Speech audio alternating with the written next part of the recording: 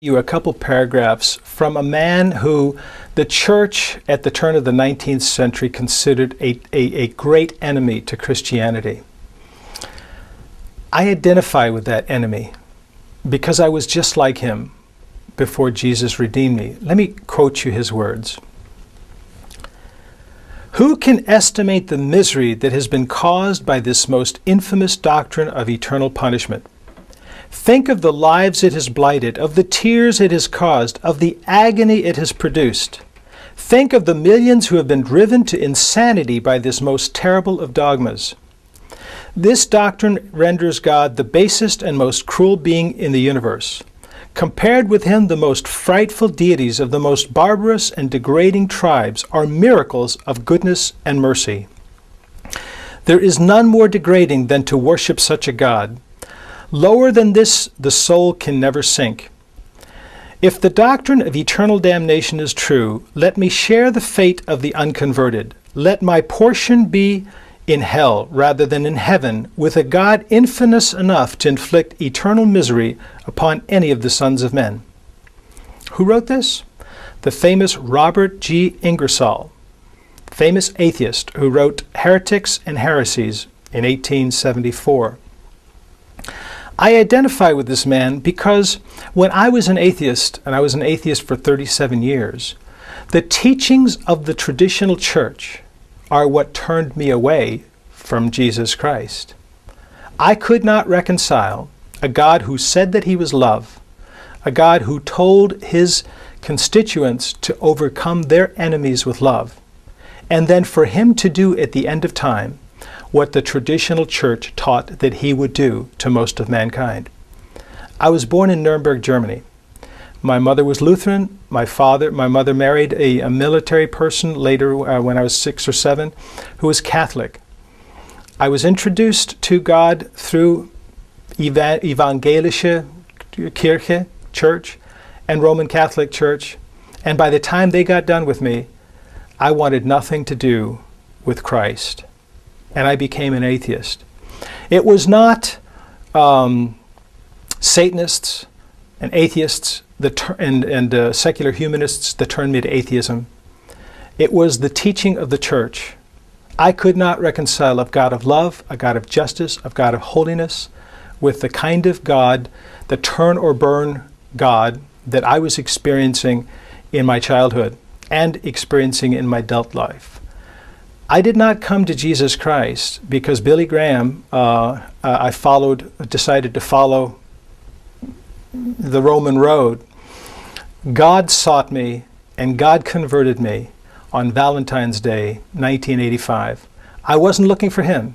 He found me. And it was the most glorious and grateful and joyous day of my life when God the Father revealed to me personally that he loved me, and that I was his son, and that he would cherish me and keep me forever, and that he would keep my friends forever, that he would keep my family forever, that he would even overcome my enemies with love. And that God, that Father, my Father, commanded me to overcome my enemies with love. God is love, a love that never fails. Not for one soul, not for 1 billion souls, not for 100 billion souls. Love never fails. And so I say to you, my atheist friend, who is right now without hope, I can't give you my faith in God because that faith that I have was a gift through Jesus Christ. I didn't earn it. I didn't beg for it. I didn't hit the altar for it. It came sovereignly by a divine act of God, and I'm grateful that I have it. Faith is a precious thing that as an atheist you can't understand what it is. Revelation, you can't understand it until you've been divinely given it. And then when you've been given it, you just know. So I can't give you my faith, but my dear atheist friend, my secular humanist friend, my friend out there who has been turned away from God because of what you heard in church and what you heard from the TV preachers, God is not like that. And I want you to know that the original Greek and Hebrew scriptures do not teach a God like that. The scriptures of the Jewish and Christian Bibles teach Jesus Christ, the Redeemer, the Savior of the entire world. He told his disciples to overcome their enemies with love, and that is exactly how he is going to overcome all of his enemies with love.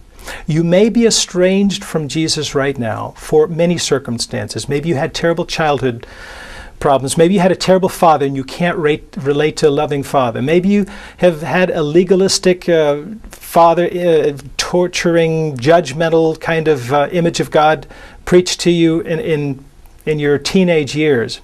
And so you can't relate to what I'm saying. But I tell you this, God is love. And he will draw you. Jesus was sent to draw all mankind unto himself. And the parable says that he will not give up until he finds the last soul, the last son. And maybe, sir or ma'am, you might be that last son. Maybe you have been hardened by the church. Maybe you've been hardened by the circumstances of life. Maybe you've been hardened by the misery that you see all around you, the sin and the death. And you've been God-hardened. But I assure you, one day, love will find you.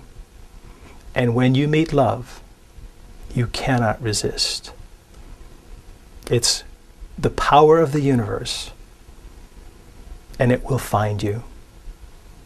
And you will be at peace, and you will experience great joy. And I hope that it happens to you like it happened to me. I hope it happens real soon. Thank you very much for your time.